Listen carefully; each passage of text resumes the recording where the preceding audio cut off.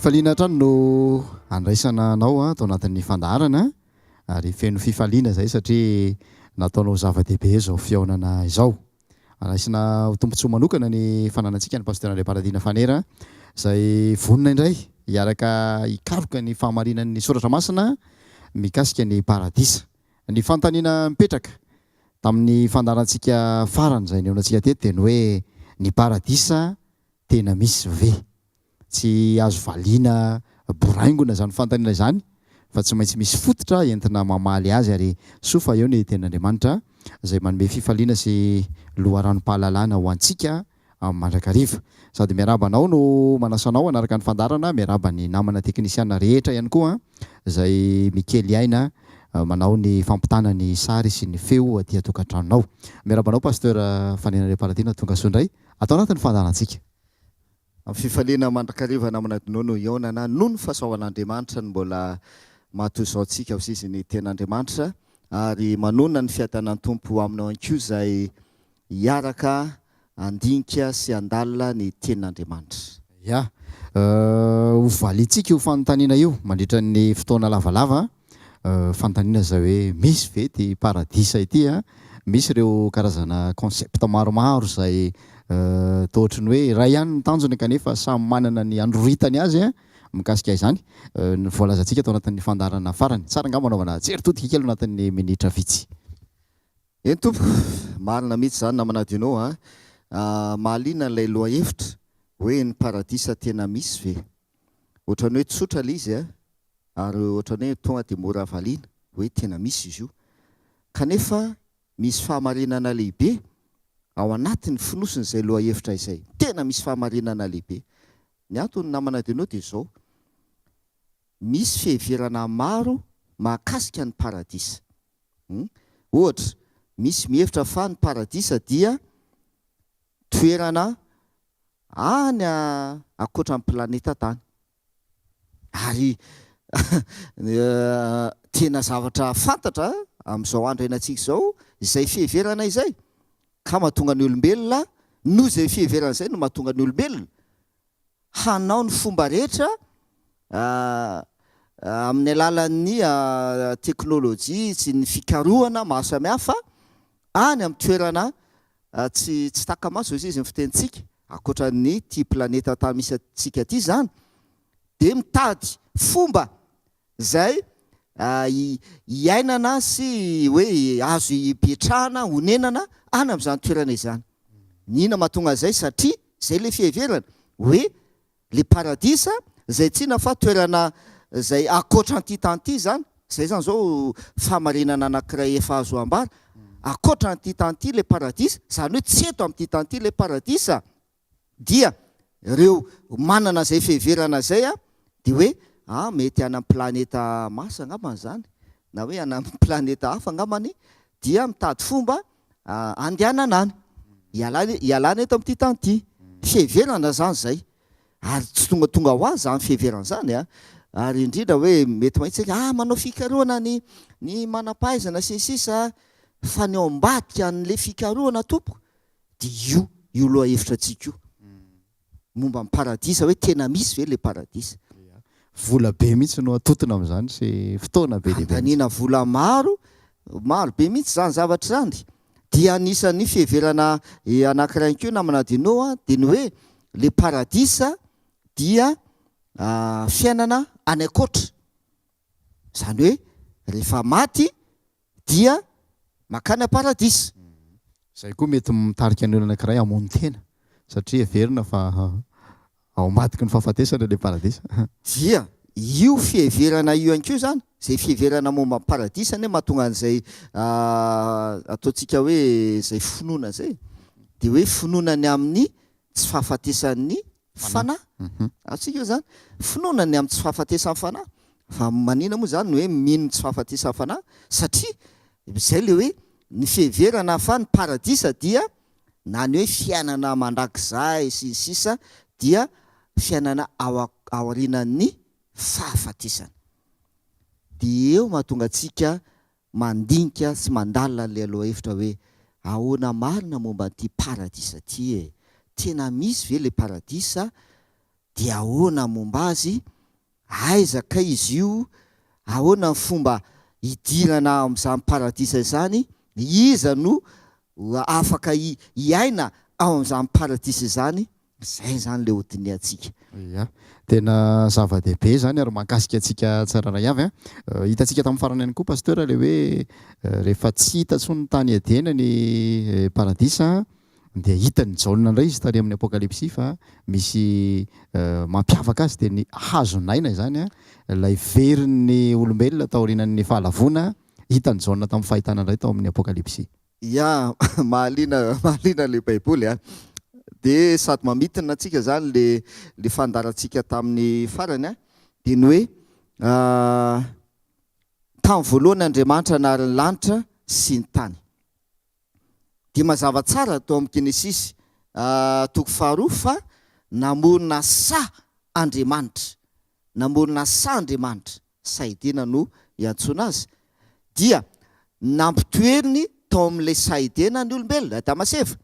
Dia voalaza ny ten'Andriamanitra amin'ilay Genesis toko faharoa vakitsika zay tamin'ny fandarantsika tamin'ny farany fa zavatra iray no raisika avy ao, nisy hazonaina tao amin'ilay saidina, nisy hazonaina tao izay mifanila fanakaiky amin'ilay hazo fahalalana tsara sy ny ratsy. Dia zao rehefa nanota ny olombelona dia voalaza fa norohaina niala tao amin'ny saidina i Adama sy Eva, norohaina, nesorona tao amin'ny saidina zany izy. Zany hoe tsy afaka nipetraka tao amin'ny saidina ntsony ny olombelona. Inona ny antony? Tsotra fotsiny, ny antony iray, satria tao amin'ny saidina nisan'ny hazonaina. Ka raha nanota izy i Adama sy Eva ka mbola mipetraka tao na vela mipetraka tao amin'ny saidina, dia inana ny hazonaina izy dia ho velona mandrakizay. Ary zay ny mahatonga ten'Andriamanitra manao hoe rehefa nanota ny olombelona dia nesorona ny ala tao izy, dia nasiana anjely niambina mba tsy afaka makao amin'ny saidina intsony ny olombelona.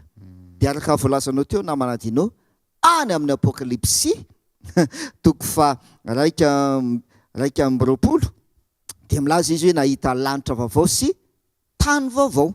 Sady zay, lanitra vaovao sy tany vaovao hitany Jaona. Dia ao amin'ilay lanitra vaovao sy tany vaovao voalaza ao amin'ny apokalypsy fa nisy hazonaina tao amin'ilay lanitra vaovao sy tany vaovao. Mahafinaritra le kisarisary a, mampangitakitaka hoe inona zany ny zavatra nitranga tao anelanelan'izay rehetra izay. Dia fanontaniana manitikitika ihany koa hoe tsy vahaolana ho an'ny fahotana ve zany le hazonaina tamin'izany fotoana izany a, no raran'Andriamanitra ny kasihana azy. Ny hazonaina tsy vahaolana fahotana. Ny hazonaina dia voalazan'ny apokalypsy no milazana azy moa zany fa fanasitranana. Fanasitranana ny ravin'ny hazonaina, fanasitranana. Fa tsy vahaolana fahotana. Ka zay mahatonga le hoe raha rehefa nanota Adama sy Eva, nanota dia ho tanteraka le ten'Andriamanitra hoe ho faty tokoa ianareo. Sady zay le izy. Da namana dinao Genesis toko fahatelo. Ho faty tokoa ianareo izy. Kanefa raha mitsanina tao amin'ny saidina izy ka mihinana ny hazonaina dia tsy ho faty izy mandrakizay. Kanefa nanota. Dia eo zany le hoe tsy maty manota. Fomba fiteny moa zany le hoe tsy maty manota. Manota ianao nefa tsy maty fa miaina mandrakizay. Tsy vahaolan'ny fahotana le hazonaina fa le hazonaina dia fanasitranana zay manome fahafahana ahafahana miaina mandritra amin'ny mandrakizay. Fa ny vahaolan'ny fahotana dia efa mazava ho azy haitsika izany, Jesosy ny vahaolan'ny fahotana. Jesosy no namonjy ny olona ho afaka amin'ny fahotana. Mateo toko voalohany andimy fa raika amby roapolo. Ny anarany ataonao Jesosy fa izy no namonjy ny olona ho afaka amin'ny fahotana. Ya, mahafinaritra zany feiny atao hoe famidinana ny feonantsika farany zany fa andao hirosona amin'izay raha ty toy ny fanadihadiana ty pasteur, fanontaniana mbola mipetraka mandrakarivany hoe ny paradisa tena misy fe. Ya, ndao toizantsika raha lay fampidirany makasikasika an'ilay hoe paradisa hoe hoe nanahoana io paradisa io tamin'ny voalohany, aiza marina zany izy io, zay zao efa manomboka miditsika io hoe aiza izy io de nanahoana izy io.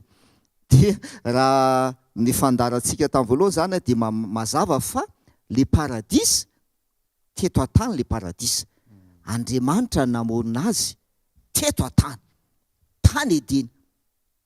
Fa rehefa nanotan'olombelona nesonina tao amin'le paradisa izy, tsy navela hitoetra sy onona intsony ao amin'le paradisa ny olombelona.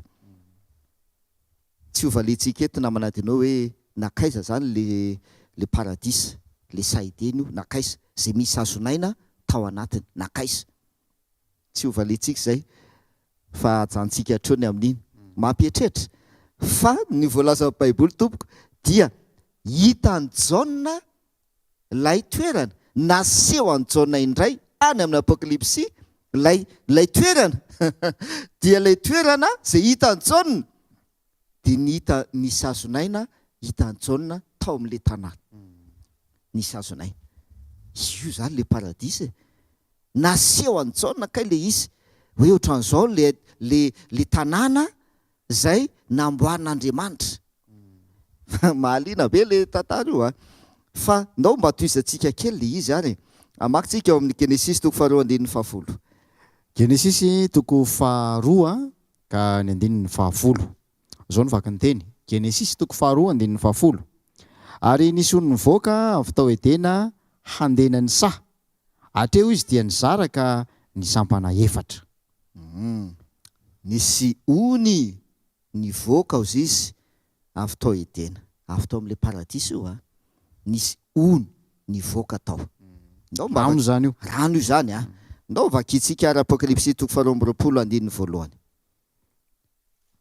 Apokalipsy toko 2:20 ka ny 1:1. Inona ny zavatra hitany Jaona mahakasika an'ilay tanàna zay naseho azy? Apokalipsy toko 2:20 ny 1:1. Apokalipsy toko 2:20 ka ny 1:1. Ary izy naneho ahy oniny ranonaina mangano ano tahaka ny vato kristaly nivoaka avy teo amin'ny seza fiandrian'Andriamanitra sy ny zanak'ondry. Hatreo tompoko. Ary izy naneho ahy, naseho any Jaona. Dia inona ny zavatra naseho any Jaona ka hitany? Oniny ranonaina. Oniny ranonaina nangano ano tahaka ny vato kristaly. Avy taiza no nivoaka? Nivoaka avy teo amin'ny seza fiandrian'Andriamanitra. Nivoaka avy teo amin'ny Mario tsara io namanadinao. Tena zava-dehibe io nivoaka avy eo amin'ny seza fiandrianan'Andriamanitra sy ny zanak'ondry.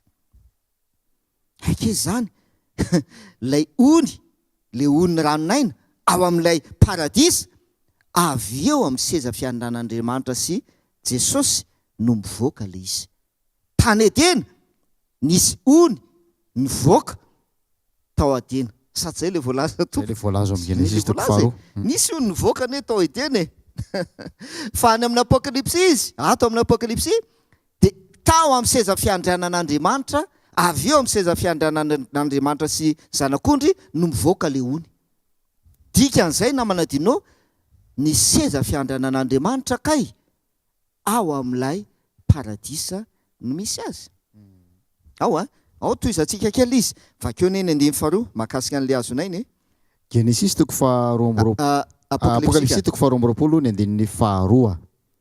Teo afovoan'ny lalambeny ary teny an-daniny roa amin'ny ony nisy hazonaina mamoa voaroambinifolo samy hafa samy mamoa isam-bolana ary ny ravin'ny hazo dia ho fanasitranana ny firenena maro. Io le fanteneniko hoe tao Edena nisy ony nivoaka tompoko dia nisy hazonaina.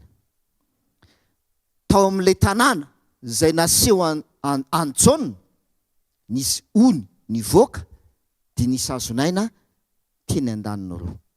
Satsay? Dia le ony zay nivoaka avy eo amin'ny seza fiandriana iverenantsika zay rehefa avy eo. Fa tena zava-dehibe zay. Avy eo amin'ny seza fiandrianan'Andriamanitra mihitsy no nivoaka ny ony hazonaina.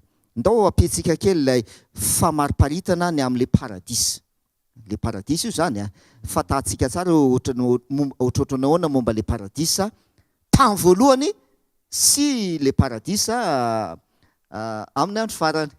Zay andrasantsika io zany Genesis indray iverenantsika toko faharoa ny andeha faharoa ambin'ny folo. Genesisy toko faharoa ka ny andininy roa ambin'ny folo. Genesisy toko faharoa ka ny andininy roa ambin'ny folo.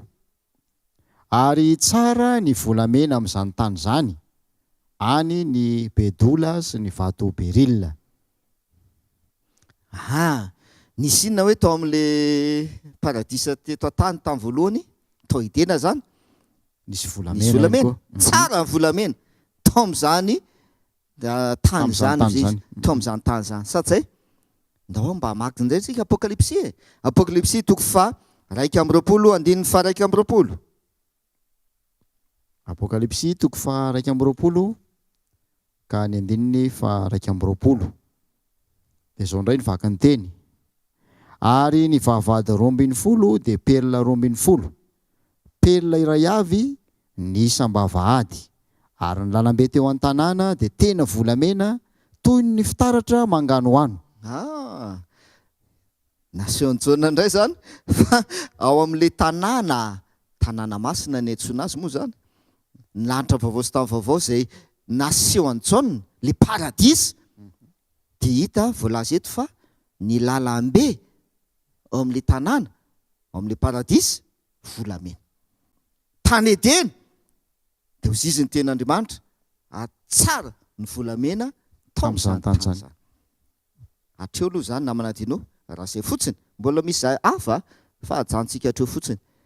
Raha izay zany zavatra tenenina sy voalaza, mitovy amin'ny tany Edena anie zany le paradisa. Satsy zay?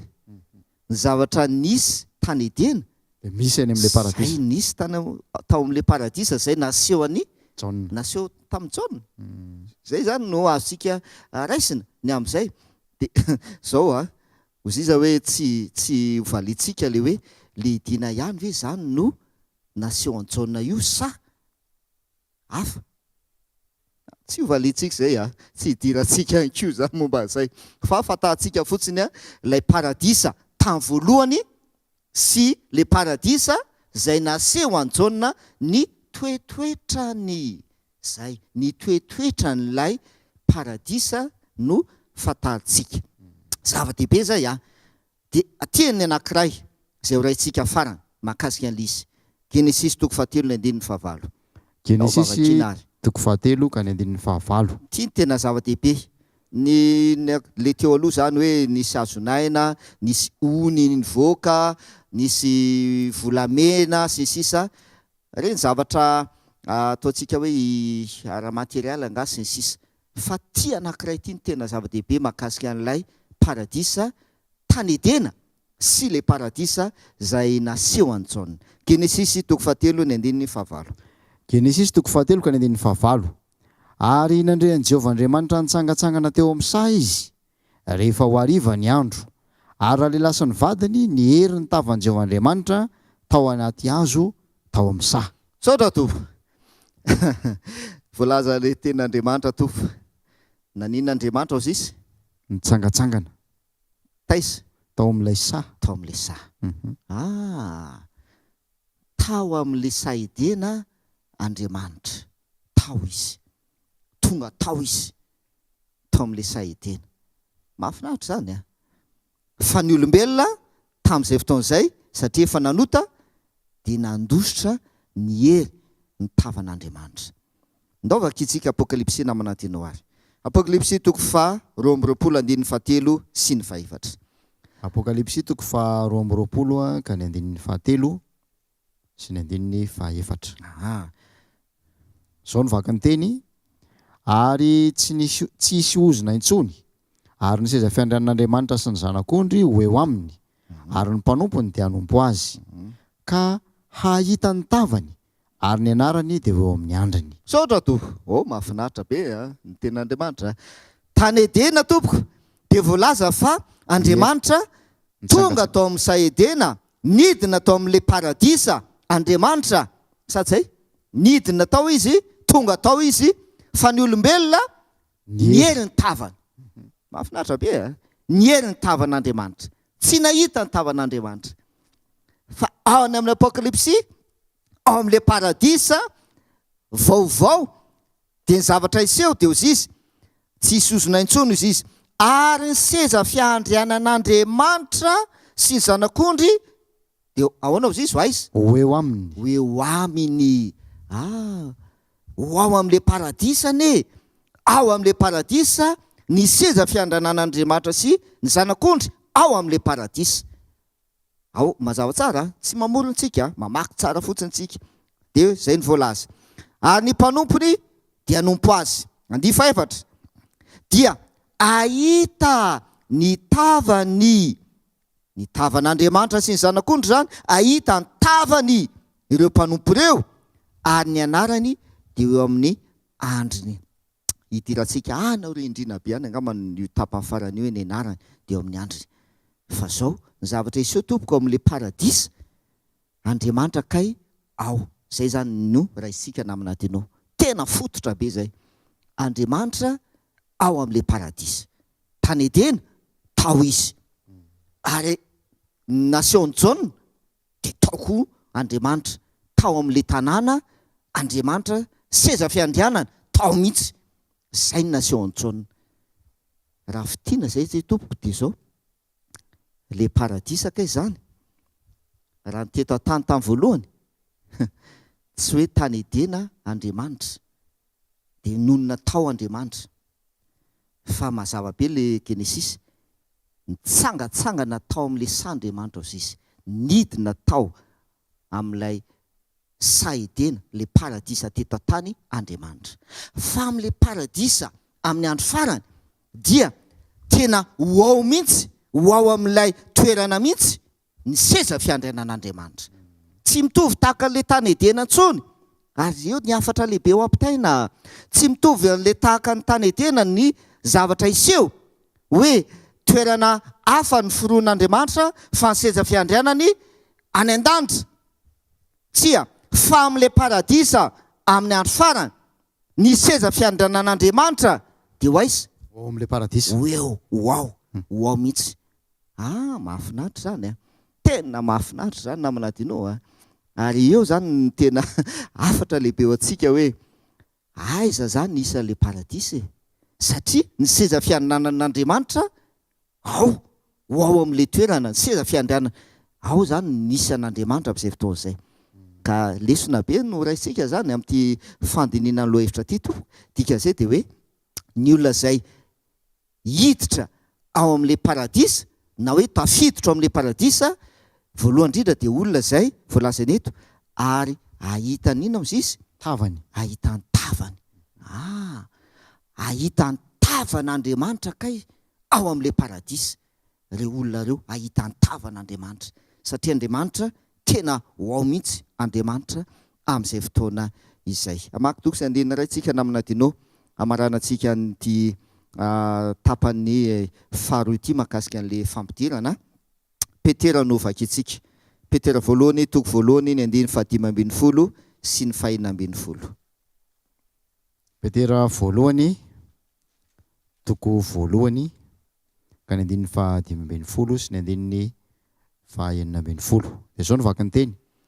fa araka ny fahamasinan'ilay niantso anareo dia aoka mba ho masina koa ianareo amin'ny fitondran-tena rehetra satria voasoratra hoe ho masina ianareo satria masina aho zay ny afatra ampitaina zany namanadinao amarantsika azy de tsotra be ny seza fiandrianan'Andriamanitra sy ny zanak'ondry ho eo aminy ao amin'le paradisa io hiara-mitoetra aminy ao zany Andriamanitra sy ny zanak'ondry ka raha hiara-mitoetra amin'ny olona ao amin'le paradisa Andriamanitra sy ny zanak'ondry Jesosy zany ianao manantena ho ao tonga amin'le paradisa satria zay le hoe any ny hafarany fiainantsika ane zay ny faniriana rehetrarehetra hoe mba ho tonga any amin'le paradisa de ay ao amin'le paradisa Andriamanitra mihitsy ny ao Jesosy koa ho ao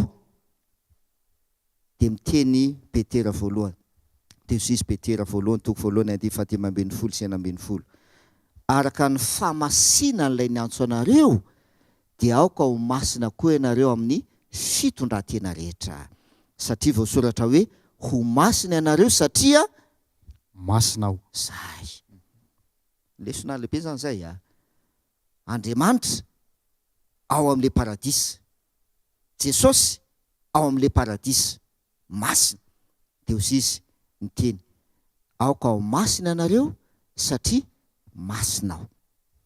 Ary araka ny fahamasinan'le Andriamanitra zay miaraka ao amin'le paradisa, dia aoka ho masina koa ianareo amin'ny fitondran-tena rehetra. Ka zao zany le hoe ho tonga any amin'ny paradisa, io zany tsy hoe nofinofy, tsy nofinofy. Zavatra iainana io dia ny ety an-tany, dia tsy inona fa ny fahamasinana izany. Satria zay ihany zany ny toetra ilaina raha te hionona, raha te ho tonga any amin'le paradisa ianao, raha te hahita ny tavan'Andriamanitra ianao, raha te hahita ny tavan'i Jesosy ao amin'le paradisa ianao, dia tokana ihany fahamasinana. Aoka ho masina ianareo satria masina aho ho Jehova. Mazava ny afatra ty kapitaina, ary dia ineoko fa maika nampitombo ny fahalianantsika indray hoe inona indray ary ny hotohiny, fa manapetra ny fotoanantsika. Ndao faranana mivavaka aloha ty fizarana aloha an'ity pasteur. Ndeha araka hivavakantsika azy. Raina izay ny an-danitro, misaotra ny amin'ny teninao, fantatray fa tsy nofy izany paradisa izany, tena misy izany, satria efa noforononao zany tamin'ny voalohany teto amin'ity tany ity, ary fantatra sy voalaza ny teninao fa efa naseho any mpanomponao Jaona ihany koa izany fa tena misy, satria ianao mihitsy dia ao hitoetra ao amin'izany paradisa izany. Ny sedra fiandriananao mihitsy no ho ao amin'izany paradisa izany. Koa dia tsy lainga izany, tsy nofinofy izany, fa tena misy izany, satria tena misy ianao le Andriamanitra, ary mahatoky ianao. Koa izahay izay manantena ny hiditra any amin'izany paradisa izany, izay manantena hiara-monina aminao amin'izany paradisa izany, miteny aminay ianao ankehitriny ny mba hanananay fahamasinana, satria masina ianao. Koa ny fiainanay ankehitriny dia hitombona amin'izany fahamasinana izany, amin'ny anaran'i Jesosy, amen. Eny ary mankasitraka ny faharetanao nanaraka ny fandarantsika, misaotra an'ireo namana teknisianina ihany koa nampifandray antsika, ary mankasitraka ny pasteur Andray Palatina Fanera nanaiky fitaovana nizarana n'izany fahatsarany ny tenin'Andriamanitra izany. Ny tombony tahiran'izany teny izany ampotsika, ary anasantsika indray amin'ny fiaonana manaraka, manam-piteny, manam-pijery tomboka lasa tompoko vavy.